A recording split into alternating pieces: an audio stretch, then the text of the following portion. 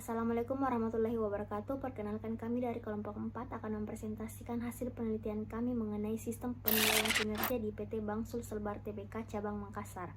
Sebelum lanjut ke pembahasan, pertama-tama perkenalkan, saya Andianugrah Tendripada. Saya Safira Hudiana. Perkenalkan, nama saya Siti Akila Fadiah. Pertama, saya akan menjelaskan mengenai latar belakang.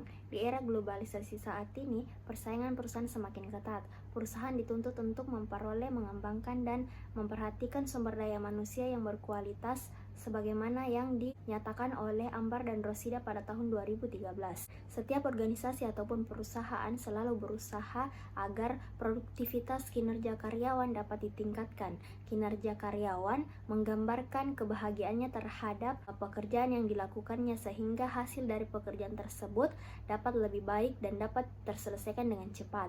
Hal ini mendukung pernyataan bahwa kinerja menggambarkan perasaan berhubungan dengan jiwa, semangat kelompok, kegembiraan, dan kegiatan menurut Mukijat tahun 2007. Untuk menentukan baik atau tidaknya kinerja karyawan bergantung pada hasil kinerjanya yang nantinya akan dibandingkan dengan standar mutu pekerjaan perusahaan tersebut. Oleh karena itu, perlu diadakannya penilaian kinerja atau performance measurement. Karena setiap perusahaan menginginkan kualitas yang baik dalam perjalanan bisnisnya, maka diperlukan cara ataupun metode yang baik untuk menghasilkan sistem yang baik pula. Kinerja perusahaan yang unggul merupakan gambaran bahwa proses bisnis dalam perusahaan tersebut telah dijalankan dengan baik.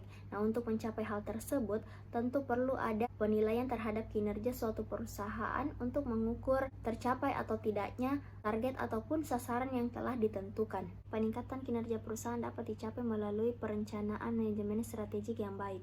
Pada tahun 2014 hingga tahun 2017, PT Bank Sulselbar Tbk Cabang Makassar menggunakan sistem penilaian LPP atau lembar penilaian pegawai yang lebih didominasi dengan penilaian yang subjektif, di mana kinerja karyawan diukur berdasarkan apa yang atasan lihat, rasakan, dan apa yang dihasilkan. Selain itu, penilaian kinerja dianggap tidak inline dengan target korporasi, sehingga pada tahun 2018 disusunlah penilaian kinerja yang baru, yaitu model KPI atau Key Performance Indicator yang baru digunakan pada tahun 2019 dan merujuk pada Balance Scorecard.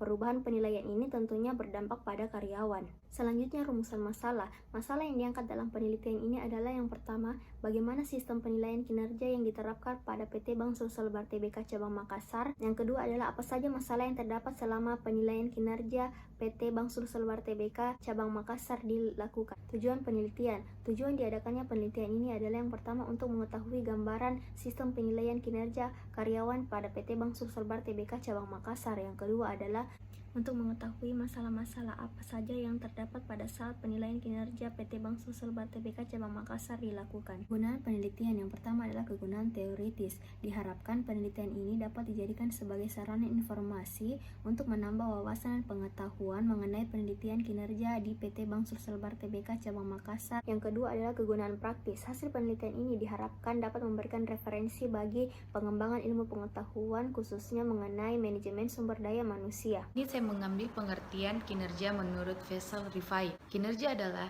hasil seseorang secara keseluruhan selama periode tertentu dalam melaksanakan tugas, seperti standar hasil kerja, target atau sasaran, kriteria yang telah ditentukan terlebih dahulu dan disepakati bersama. Penilaian kinerja dikenal dengan istilah performance appraisal.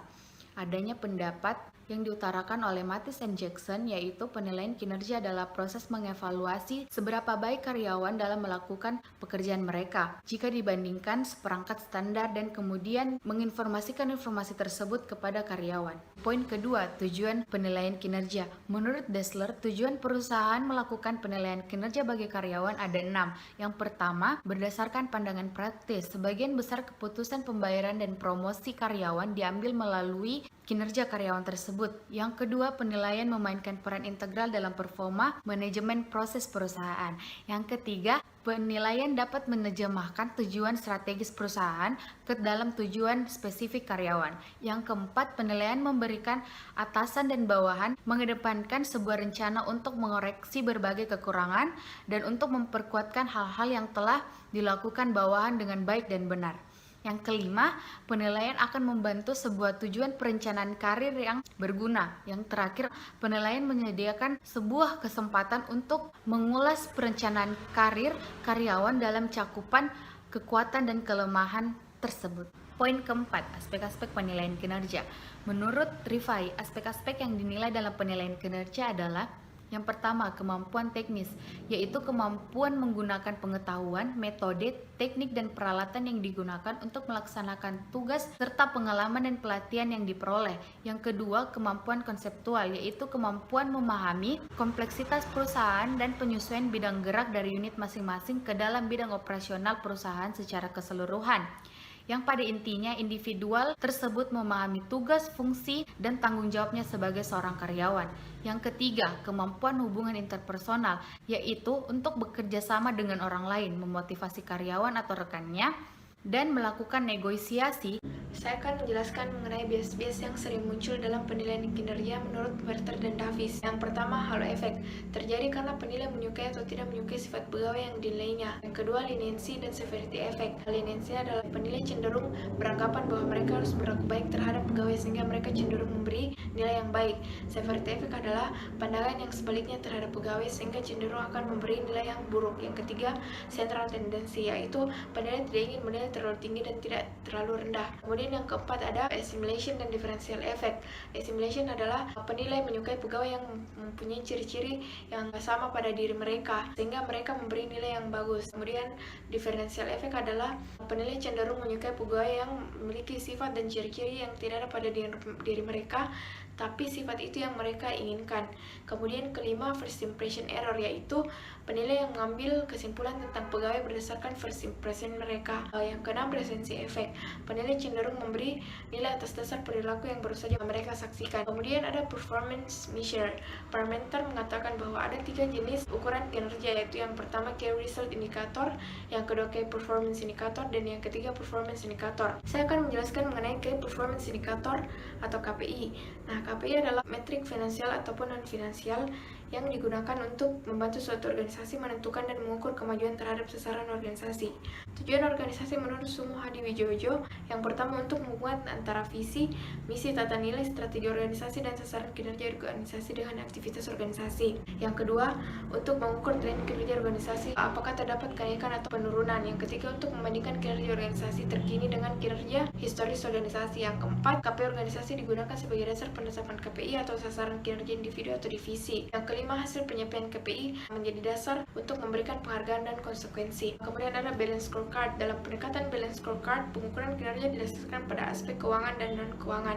Konsep balance scorecard adalah salah satu konsep pengukuran kinerja yang memberikan kerangka komprehensif untuk menjabarkan visi ke dalam sasaran-sasaran strategik. Dengan balance scorecard, perusahaan harus mengukur kinerjanya dengan 4 perspektif menurut Marsan. Yang pertama, perspektif finansial. Balance scorecard memakai tolak ukur kinerja keuangan seperti laba bersih dan return on investment, karena tolak ukur tersebut secara umum digunakan dalam perusahaan untuk mengetahui laba. Di dalam balance scorecard, pengukuran finansial mempunyai 2 peran penting. Yang pertama, semua perspektif tergantung pada pengukuran finansial yang menunjukkan implementasi dan strategi. Yang kedua, memberi dorongan kepada 3 perspektif lainnya tentang target yang harus dicapai. Yang kedua, perspektif customer. Sebuah perusahaan tidak mungkin tumbuh dalam persaingan apabila tidak didukung oleh customer. Kaplan dan Norton mengatakan bahwa apabila satu unit bisnis ingin mencapai kinerja keuangan yang superior dalam jangka panjang, mereka harus menciptakan dan menyajikan satu produk atau jasa yang bernilai lebih baik kepada pelanggan mereka. Kemudian yang ketiga, perspektif proses bisnis internal, yaitu sasaran strategik dari perspektif bisnis ini adalah organizational capital, seperti meningkatnya kualitas proses layanan kepada customer dan penerapan infrastruktur teknologi yang memudahkan pelayanan kepada customer. Yang keempat, perspektif pembelajaran dan pertumbuhan. Tujuan dari perspektif pembelajaran dan pertumbuhan adalah menyediakan infrastruktur yang mungkin tujuan yang berkaitan dengan ketiga perspektif lainnya dapat terwujud sehingga pada akhirnya akan tercapai tujuan bersama. Bab 3, metode penelitian. Rancangan penelitian dengan pengumpulan data melalui wawancara. Kegiatan wawancara ini dilakukan di PT Bank Sulselbar Makassar yang membahas tentang sistem penilaian kinerja karyawan. Tempat penelitian dilakukan di cabang utama PT Bank Sulselbar Makassar di Jalan Dr. Samratulangi nomor 16 Makassar. Waktu penelitian dilaksanakan pada tanggal 5 Maret 2020. Jenis data yang digunakan dalam penulisan penelitian ini adalah data kualitatif, yaitu data yang bukan dalam bentuk angka tapi berupa wawancara dan keterangan-keterangan tertulis yang dapat mendukung penelitian ini. Kemudian sumber data yang dikemukakan dalam penelitian ini diperoleh dari data sekunder, yaitu data yang diperoleh dari berbagai dokumentasi PT Bank Sulselbar yang relevan dalam penelitian ini, dan data laporan pengukuran karyawan PT Bank Sulselbar yang dapat mendukung penelitian ini juga.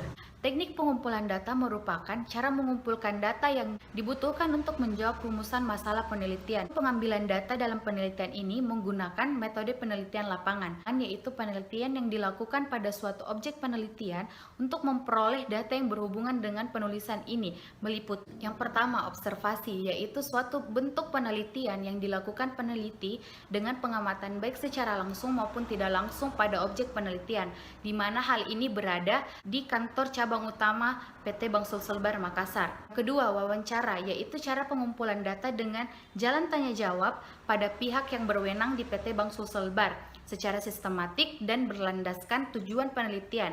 Pada teknik penelitian ini, peneliti mampu mendapatkan informasi secara langsung oleh pihak yang terkait dalam penelitian. Ketiga, riset perpustakaan, yaitu suatu metode pengumpulan data dengan cara penggalian dari berbagai faktor dari buku-buku teori, karya ilmiah, majalah, dan informasi internet. Itulah hasil presentasi dari kelompok kami. Kurang dan lebihnya mohon dimaafkan. Wabillahi taufiq wal hidayah. Wassalamualaikum warahmatullahi wabarakatuh.